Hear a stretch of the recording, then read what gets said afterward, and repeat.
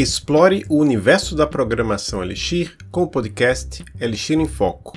As melhores conversas com especialistas da comunidade brasileira em uma jornada funcional e inclusiva pelo mundo do Elixir e da BIM.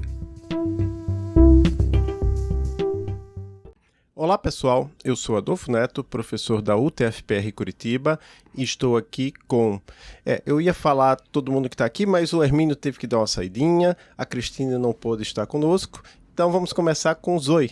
Tudo bem, Zoe? Olá, alquimistas! Que são Hermínio, Cristina e Zoe, meus colegas de equipe do podcast Elixir em Foco, o podcast da comunidade brasileira de Elixir. Hoje estamos aqui com David Alencar. Ele é Staff Software Engineer na Trio Pagamentos. David iniciou sua carreira como programador há mais de 15 anos, dedicando grande parte de sua trajetória a soluções financeiras, com passagem até pela Microsoft.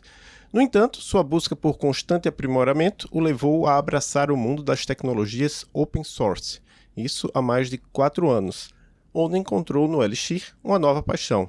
Desde então, ele tem produzido conteúdos no YouTube, né? Tem um canal no YouTube em português, eu vi recentemente que tem também conteúdo em inglês, eu acho que em outro canal. Tem desenvolvido cursos e atualmente lidera a operação da Trio, que é uma empresa que usa Elixir em produção. Tudo bem, David? Obrigado por ter aceitado participar deste episódio do Elixir em Foco. Você tem algo a complementar nesta sua apresentação? Olá, primeiro, muito obrigado por estar aqui. Para mim é um grande prazer fazer parte desse podcast que eu acompanho já há algum tempo e estar falando com você para mim é sensacional, porque certamente você foi uma das minhas maiores referências, né, principalmente em português, quando eu comecei a ver alguma coisa de Elixir e tal, então é um grande prazer. Sobre complementar a minha introdução, acho que você cobriu bem ali a parte da minha carreira. Mas acho sempre importante falar um pouco sobre o pessoal. Eu sou uma pessoa muito focada para a família, né? Então adoro muito a minha família, sempre tenho ela como base.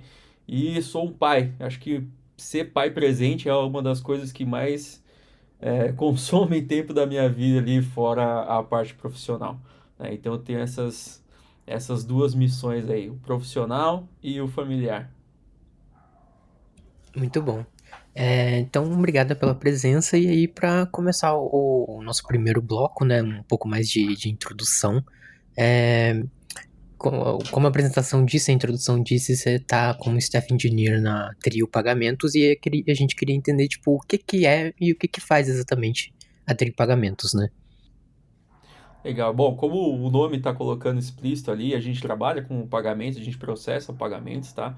Mas a Trio hoje ela é uma empresa que oferece dois níveis de serviço. Ela oferece o nível do serviço para quem precisa de um Banking as a Service, precisa de alta escala no seu processo de pagamento, um sistema confiável, algo já testado. Para vocês saberem, a gente atende principalmente hoje, né? A maior parte dos nossos clientes são empresas de batch, então a gente tem um volume muito grande de transação, né? Por isso a gente consegue algumas coisas diferenciadas aí do mercado. Então a gente tem esse primeiro nível, mas a gente tem também um segundo nível de atendimento, que é fornecer infraestrutura para aquelas empresas que já fazem parte do arranjo SPI, já têm licença para poder operar como uma instituição de pagamento e precisam de uma estrutura já homologada, uma estrutura já que sabe que vai escalar, confiável, para poder operar diretamente com o SPI.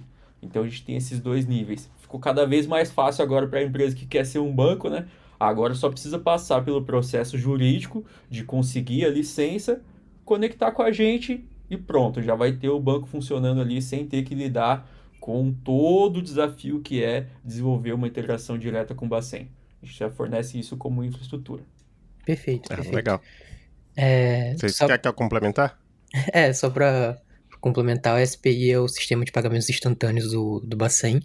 Enfim, basicamente é o que está por trás do Pix, né? Mas, continuando, tipo, como que a Trio usa Elixir, né, em produção, né? Onde que o Elixir entra nessa infraestrutura toda bancária? Cara, Elixir na Trio, eu acho que eu preciso explicar um pouco da história de como foi que o Elixir apareceu ali para depois dizer como que o negócio está em produção hoje, tá? Mas a Trio ela é uma empresa que surgiu da Ateliware. A Ateliware é um ateliê de software aqui de Curitiba, que já era conhecido por ter implementado Elixir desde o princípio, né? Então a gente rodou alguns projetos ali com Elixir, e quando saiu a Trio de dentro da Ateliware, os fundadores, o Peterson, principalmente, né, naquela época, e depois o Manuel, decidiram manter essa cultura, e aí no final das contas a linguagem sempre acaba tendo um envolvimento grande de cultura, né? Decidiram manter essa cultura de trabalhar com Elixir, tá? E então a gente conseguiu, através desses anos de experiência, esticar a Elixir ao máximo, assim. A gente aprendeu bastante coisa e hoje a gente tem o Elixir rodando em produção. Se eu puder falar um pouco sobre como é o arranjo, a gente tem um EKS rodando para rodar o Kubernetes para fazer uma gestão de nós e o Elixir rodando distribuído com. Aí a gente tem Live View, aí a gente tem Phoenix, aí a gente roda em cima de PubSub, a gente roda em cima de algumas outras bibliotecas, mas a gente conseguiu fazer um trabalho assim. Acho que todo mundo deve ter o background aqui de música, aliás, é um negócio que a gente estava conversando no trabalho outro dia, o programador tem um background de música, mas a gente fez uma microafinação ali do nosso ambiente de Elixir para conseguir rodar muito bem com tecnologias que são core, assim, cara, Elixir rodando em cima do Postgres e, assim, consumindo muito, assim, conseguindo rodar uma operação muito grande e com custo relativamente baixo, cara. É uma coisa que a gente ficou até impressionado ali conversando com outros players de mercado, o tamanho da equipe que eles têm que ter para rodar projetos similares, né? E o quanto que a gente usa tanto de infraestrutura quanto de equipe para rodar o que a gente roda. Então, É muito impressionante estamos esticando enquanto. bem o Elixir.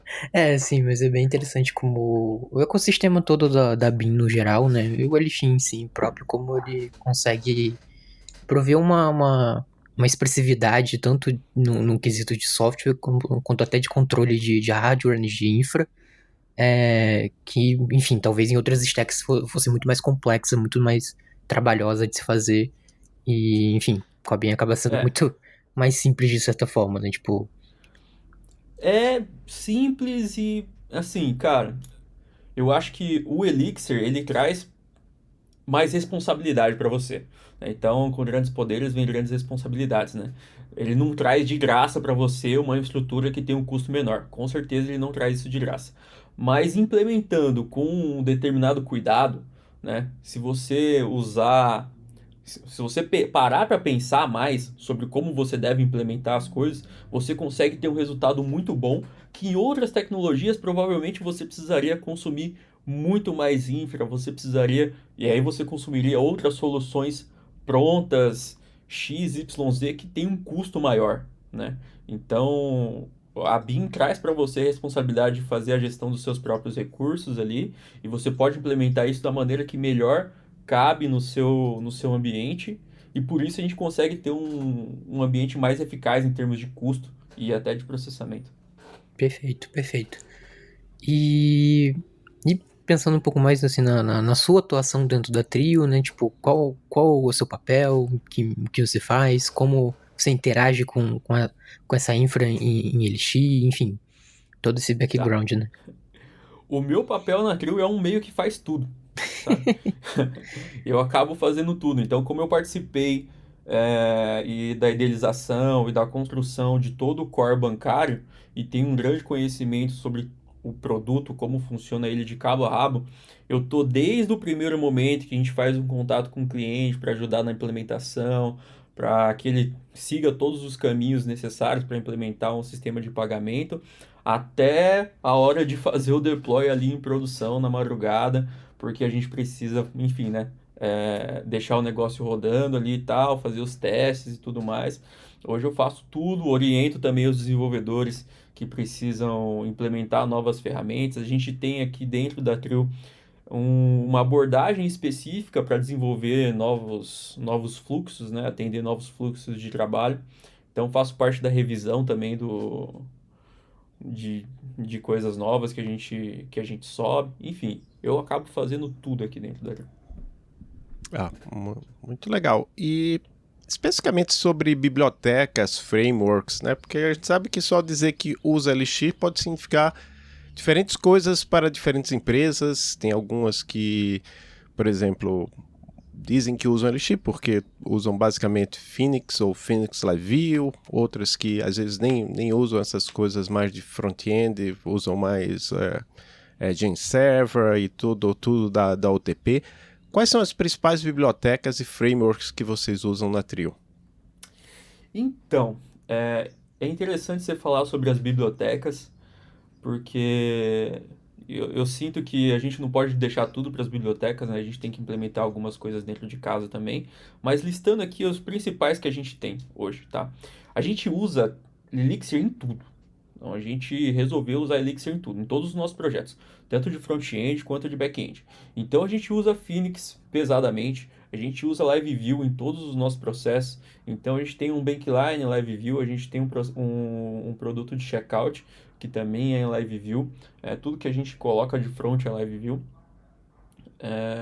E a gente usa Phoenix nas nossas APIs. Dentro do processo, a gente usa o BAN pesadamente. Então aqui a gente não só adotou o Oban, como a gente deu um bust no Oban, ele virou um hook aqui dentro da Trio, para processar filas de pagamentos que a gente precisa processar aqui dentro. Então a gente teve que fazer um combinado entre um processo do Oban, entre como o Oban funciona, né, dentro do Elixir, e otimizar o consumo de banco do Oban.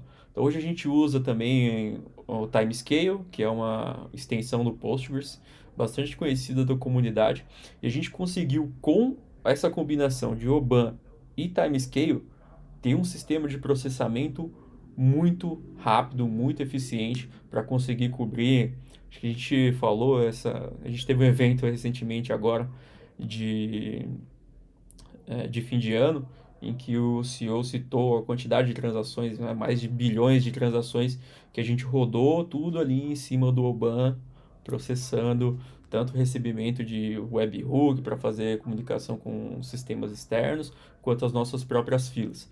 Então a gente esticou bastante essas tecnologias que, a princípio, são tecnologias básicas, são tecnologias que estão todas dentro do nosso controle, né, evitando ter que usar outras ferramentas externas.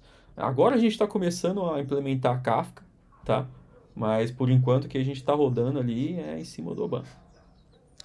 Joia. E até você falou do Timescale, eu lembro que em 2022 eu estava lá na CodeBeam América, aí o David Lucia, né, que é uma pessoa relativamente conhecida na comunidade, apresentou o Timescale, né? Para ele na época ainda era uma novidade, não sei se já era conhecido de outras pessoas, mas para ele era, e ele apresentou até numa empresa que agora ele não está trabalhando mais, porque acho que a empresa dele, que ele era CTO, faliu, e aí ele foi para outro, mas ele continua bastante ativo na comunidade.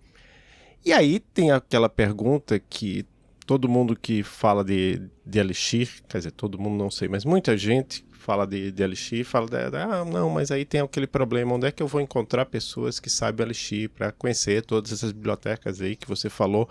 Qual é o desafio da contratação na Trio?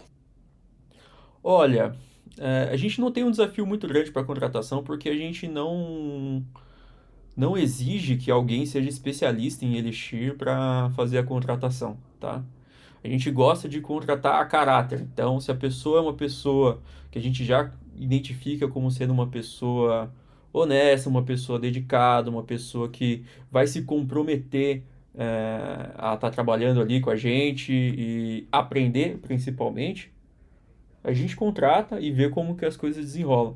Algumas pessoas têm apego a outras linguagens, e aí inicialmente tem alguma resistência, mas a grande maioria das pessoas, cara, quando começa a trabalhar com Elixir, fala, pô, isso aqui é a melhor coisa com que eu já trabalhei na minha vida.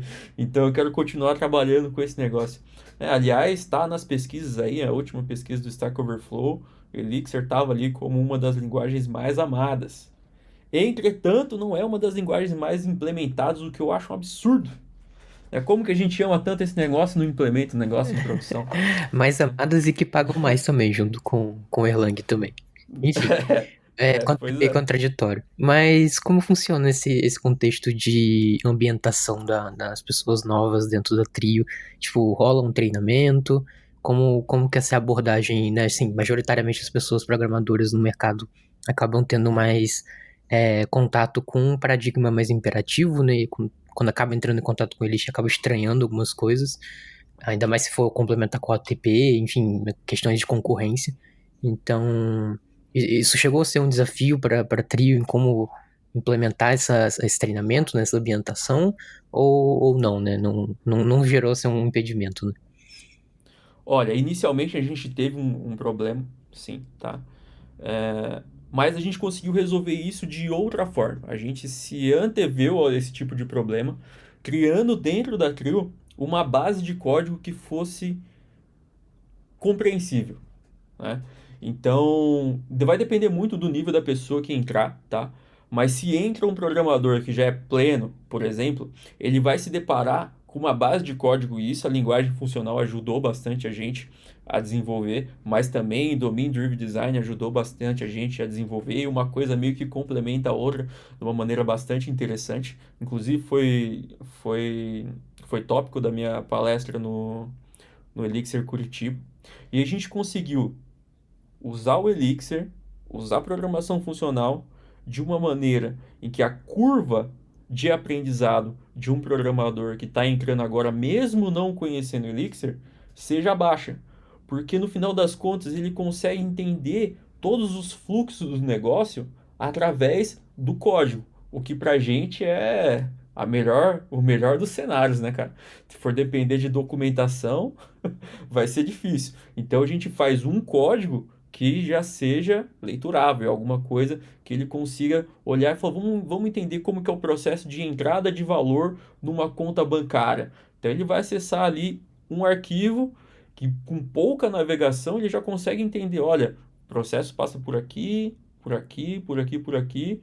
E Elixir não é algo difícil de compreender. A partir do momento que você aprende como funciona a parte net, que acho que é o mais diferente ali do que tem no resto, você consegue compreender o código de maneira, se ele for bem estruturado, né? Você consegue compreender o código de maneira muito simples. Tá? Quando a pessoa é uma pessoa, e aí a gente tem casos aqui também, tá? Então, como a gente contrata caráter, a gente contrata a pessoa é, não necessariamente pelos seus skills de desenvolvimento. Então a gente tem pessoas aqui que entraram sem saber programar e em 6 meses já estão programando. A gente geralmente coloca essas pessoas para trabalhar na nossa equipe de suporte, é uma equipe que eu cuido também, para fazer o atendimento ao cliente, e essas pessoas começam a aprender o produto através dos fluxos que eles têm contato quando o cliente tem algum problema, quando o cliente precisa tirar alguma dúvida, quando precisa orientar um cliente novo que está fazendo integração. Então eles conhecem primeiro o problema do negócio. Depois eles começam a ler o código e reconhecer o problema do negócio no código, que é a única coisa que muda é que o código está em inglês. Né? Então ele consegue fazer essa tradução e já facilita para ele bastante interpretar aquele código uma vez que ele já conhece o problema. Né? E já sabe ler o problema, ele vai só ler o problema agora numa outra língua, que é no caso o Elixir. Pô, bem legal. É importante ter essa visão mais de negócio, né? Porque, tipo, quando você vai entrar numa empresa nova, eu acho que acaba tendo essa carga cognitiva que, além de você não ter experiência com a tecnologia, né? Com a stack, você ainda tem que aprender toda uma parte de negócio, um background gigantesco. Então, é interessante ter essas partes divididas, né? Eu Mas, sempre considero extremamente importante que todos conheçam muito o negócio em que eles estão trabalhando. É até algo que eu falo para os meus programadores júnior, assim, cara, assim, você não precisa ser um especialista em Kafka. Você não precisa ser um especialista, porque às vezes o cara é júnior, aí o cara tá procurando uma maneira de se tornar sênior, de se tornar pleno, e aí ele começa a entrar no fervo da comunidade, de estudar React, não sei o quê. Vou estudar Kafka, vou estudar isso, vou estudar aquilo outro. Cara, quer uma dica boa? pega a base de código do seu próprio emprego e estuda a base de código dele. Se você conhecer mais o seu produto, sua colaboração vai ser mais valiosa ainda para dentro da empresa que você está trabalhando. Então, isso é algo que eu sempre tento reforçar, entre outras coisas que eu tento reforçar com a equipe. Mas essa é uma maneira, para mim, muito poderosa da pessoa realmente crescer dentro da empresa, ter o conhecimento do negócio, saber como as coisas funcionam dentro do produto, porque no momento que ele precisar fazer uma alteração, pô, eu sei onde é que é, sabe? Eu já sei do que se trata, eu já sei do que comporta. Sabe? No momento em que alguém fala, putz, eu tenho um processo assim assado e tal, estou enfrentando tal problema. A pessoa já tem na cabeça que você está enfrentando tal problema porque você tem uma característica X que se comporta de maneira Y quando você está enfrentando tal processo, sabe? Então é bastante importante isso. Boa. Mais do que manjar de Kafka, por exemplo. Concordo. Enfim, você também teve algumas outras experiências, né? Chegou a trabalhar na Microsoft também, que é uma Big Tech. E aí, tipo, você chegou a ter a experiência com programação funcional ou coisas assim em outras empresas? E o que te serviu de experiência, não só hard skill, não é só de experiência técnica, né? Mas também de soft skill nessas empresas maiores ou outras empresas que você chegou a ter experiência, né? Olha, uma das coisas que eu aprendi durante a minha carreira, falando assim de soft skill, tá?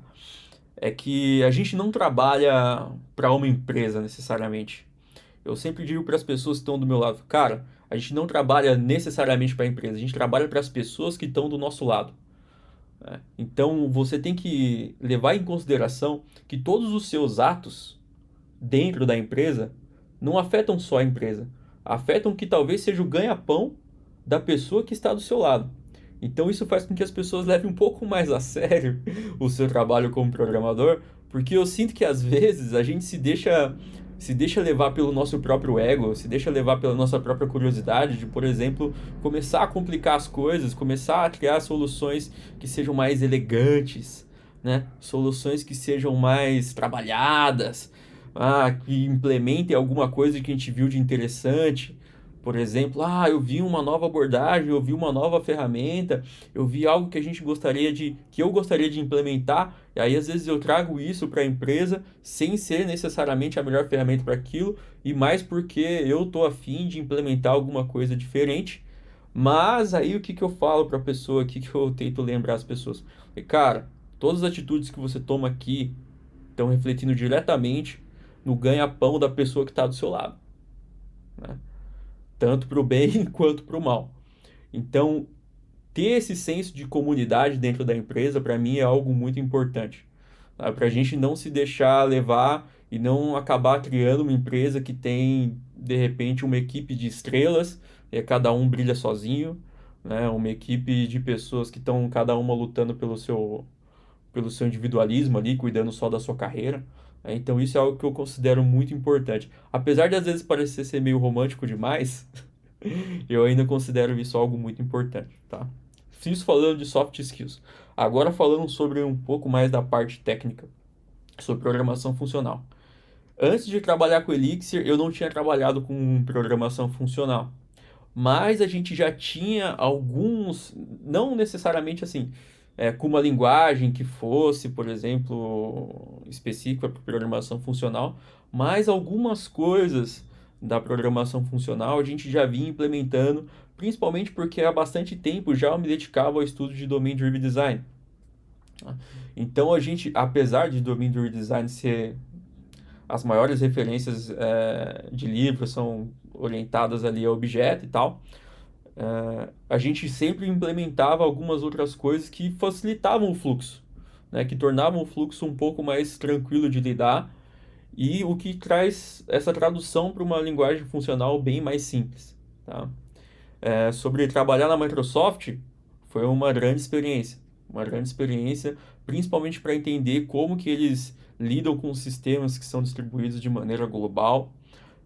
Eu aprendi ali um, um pouco mais de agilidade, né? Então, na época que eu estava lá, o pessoal já estava trabalhando de maneira mais ágil e estavam numa transição assim, do que era aquele modelo tradicional para um modelo mais ágil.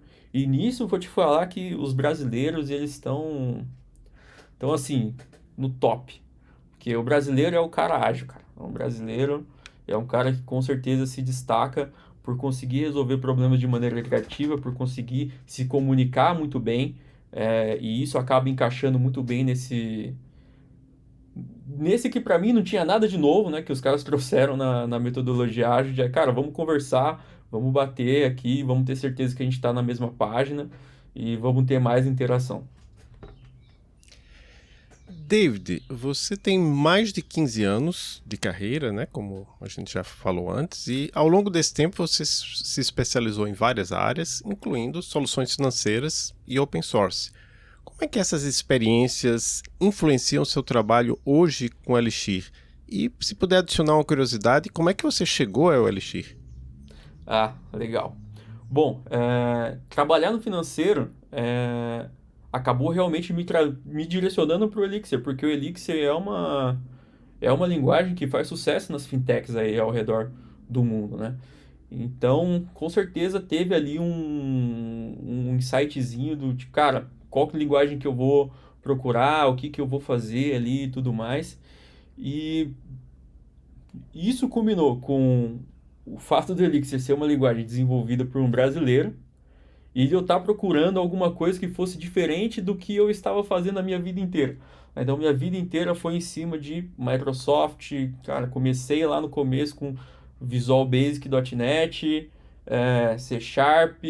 Trabalhei muito tempo com o sistema de RP da Microsoft. Inclusive, fiz parte da equipe de localização desse RP aqui no Brasil, o que me permitiu trabalhar lá e aprender esse monte de coisa.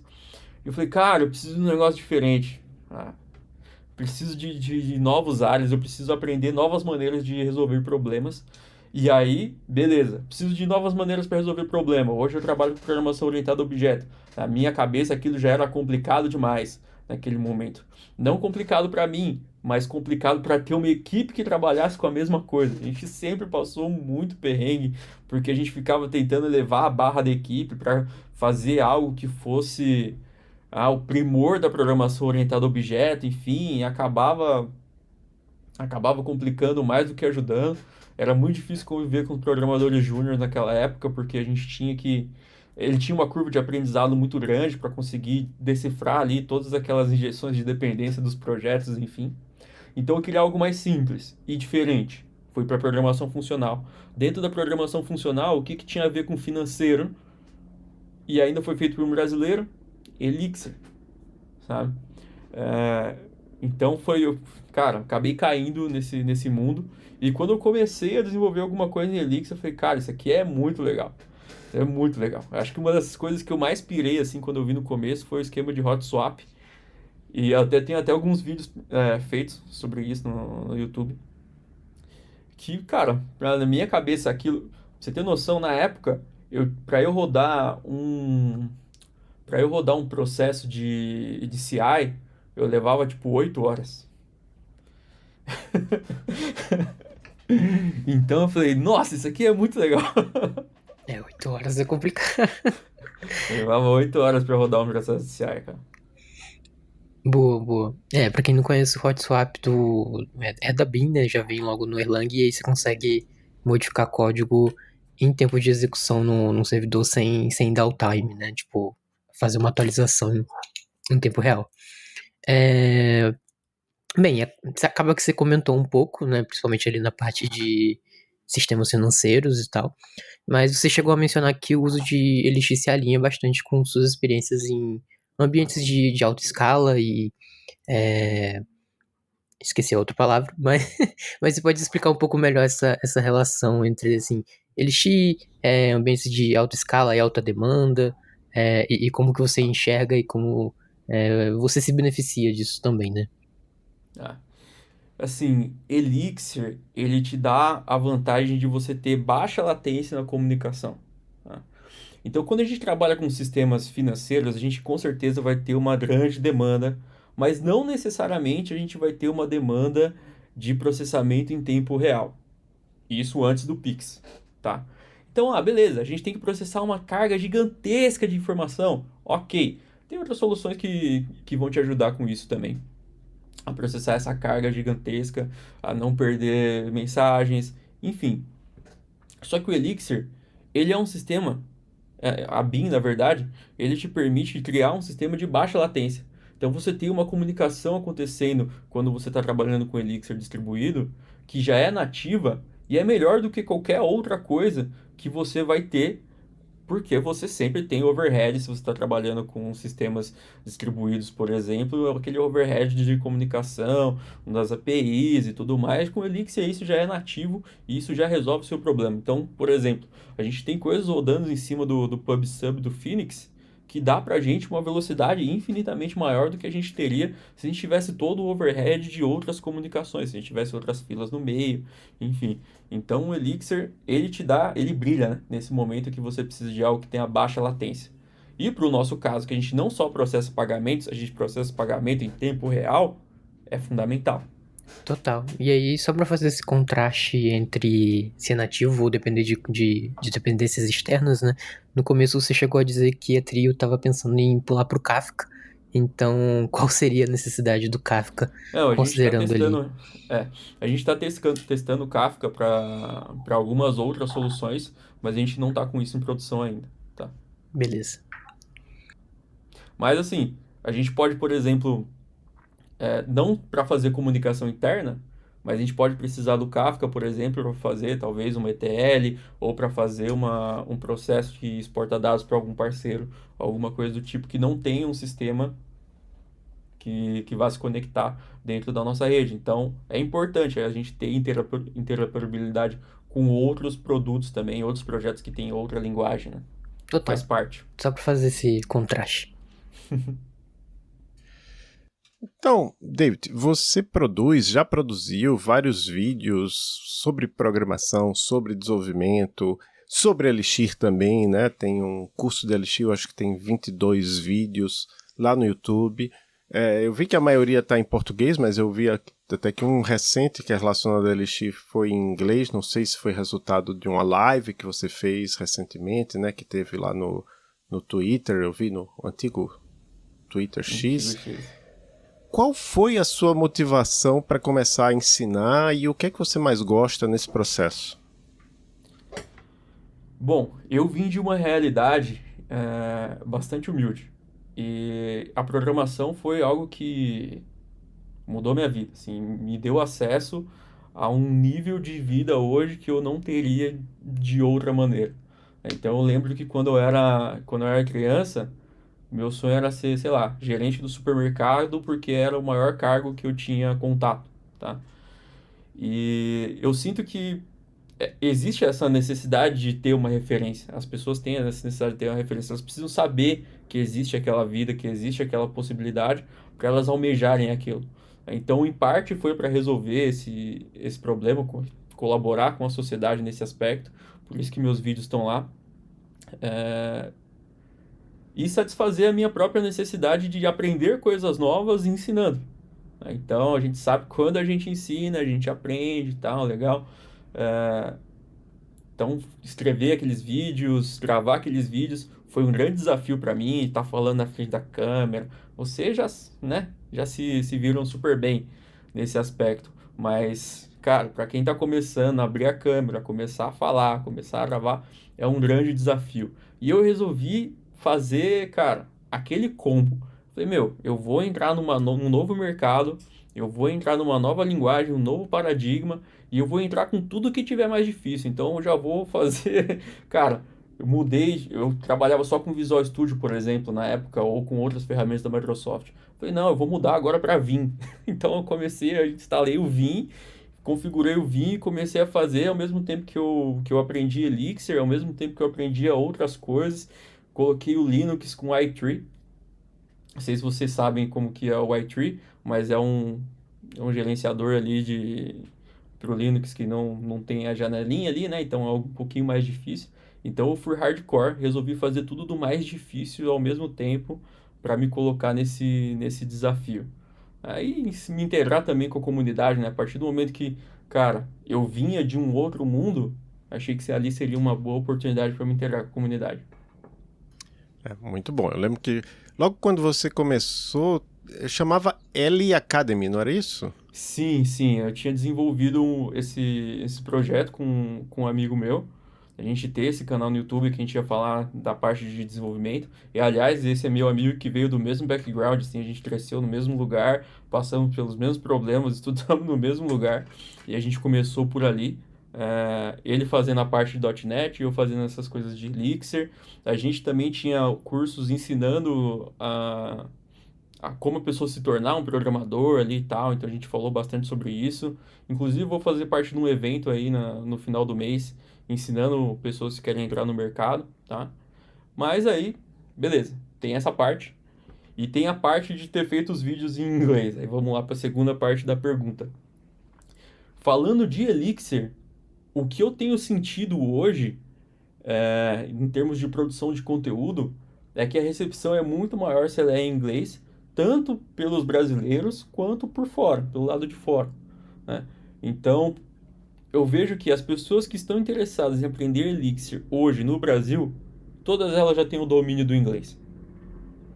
Via de regra, elas têm o domínio do inglês porque já são programadores mais experientes, enfim.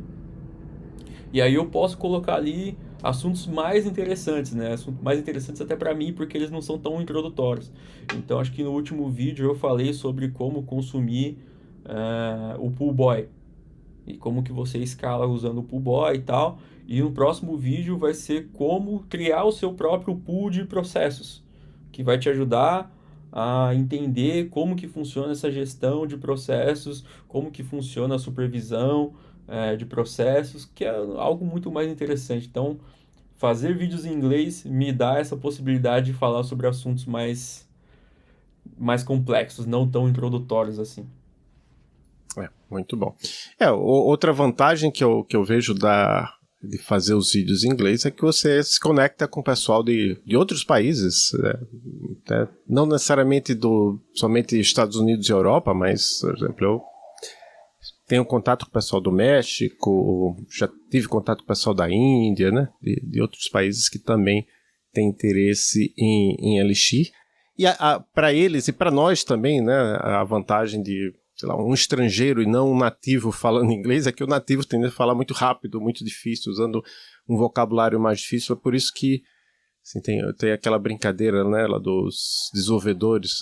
Era no X, agora eu já vi isso no Blue Sky também, né, que você tem aquela dúvida aleatória, põe no YouTube e aí aparece um vídeo de um professor, uma pessoa indiana que explica aquele negócio maravilhosamente e de um jeito que você consegue entender, né.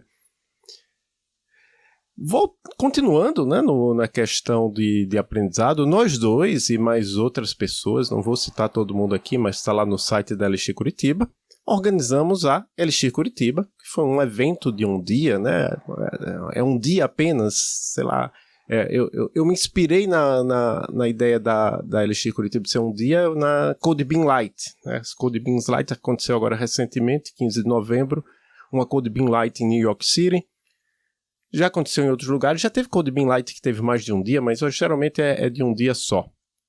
E aconteceu lá em 26 de outubro de 2024, lá na sede da Trio, em Curitiba, que eu descobri quando fui lá visitar a sede da Trio com você, que é a mesma sede da Teleware, onde já tinha acontecido em anos anteriores, antes da pandemia, quando meetups presenciais era quase que assim, todo meetup era presencial, né? Hoje em dia você tem alguns meetups presenciais, alguns meetups online, mas antes da pandemia praticamente todo meetup era presencial e aconteceram vários ali na sede da Teleware. O que você achou dessa experiência de organizar um evento, de ceder o espaço da Trio para esse evento da comunidade Elixir? Cara, colocando os pingos nos is ali, você fez a grande parte da organização desse evento. Né? Claro que eu colaborei ali com intermediação com a Trio e tudo mais, tá? Mas infelizmente eu não pude ajudar tanto assim na organização. A gente teve uma pessoa ali da Trio ajudando. Então eu vou falar sobre a realização do evento em si, que é no dia que eu estava ali, estava ajudando mais ali e tal. E pra mim foi fantástico, assim, eu achei muito, mas muito legal esse dia do evento. fiquei maravilhado assim com as pessoas que foram lá, todas as discussões que a gente teve, todas as trocas de ideia ali nos corredores. Conheci pessoalmente algumas pessoas que eu só conhecia pelas redes sociais, e eu não sou muito um cara de rede social, né? Mas enfim, de estar muito por ali. Então eu conheci pessoalmente algumas pessoas e para mim foi, cara, foi fantástico. Eu estou ansioso para ter os próximos eventos. Inclusive, para quem quiser depois me acompanhar, eu pretendo fazer um próximo evento também de Elixir, um treinamento com um hackathon, num modelo assim, cara, primeiro a gente faz um treinamento, depois a gente faz um hackathon. É algo que eu estava discutindo com o pessoal lá internamente na Trio, de repente para descobrir bugs, alguma coisa assim dentro da API. Então vai ser interessante, cara.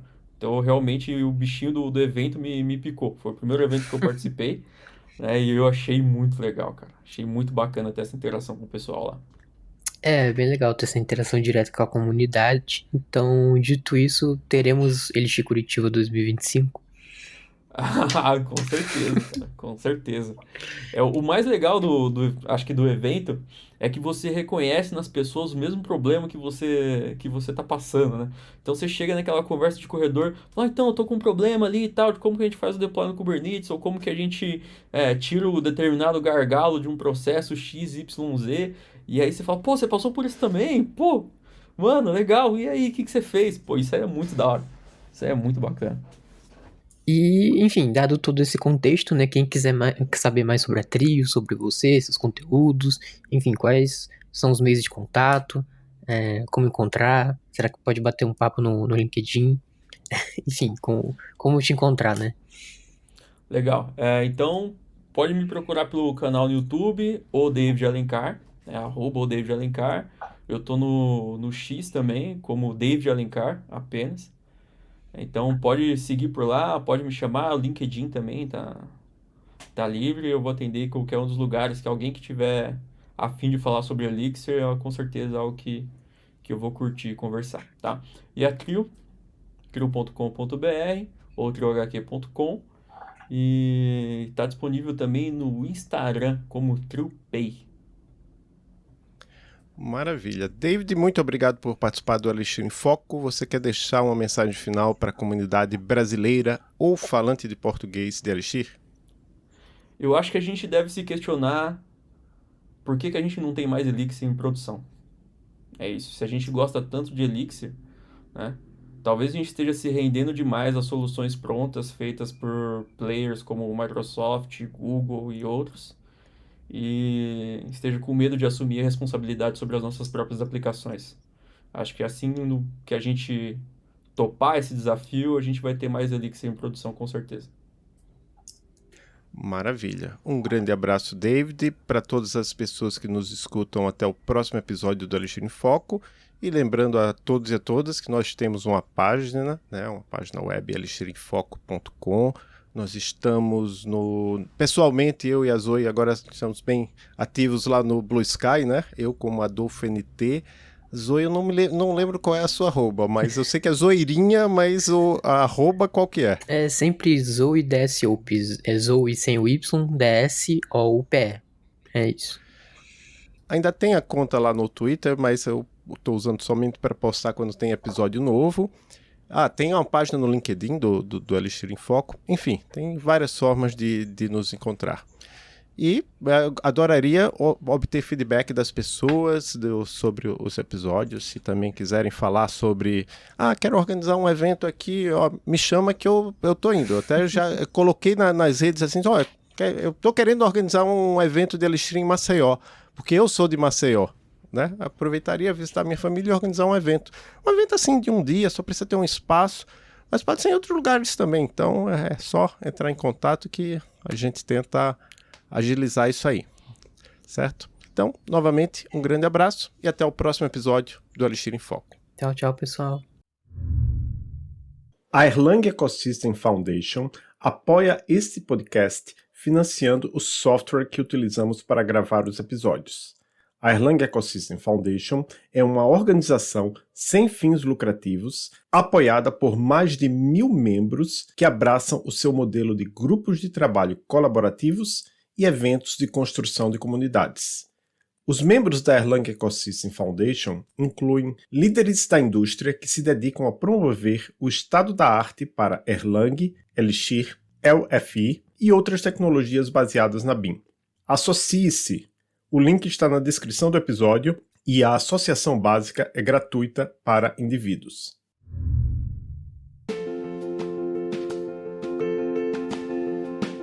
Obrigado por escutar mais um episódio do Elixir em Foco. Estamos no Twitter, @Elixir em Foco, e temos um site, elixiremfoco.com. Até o próximo episódio.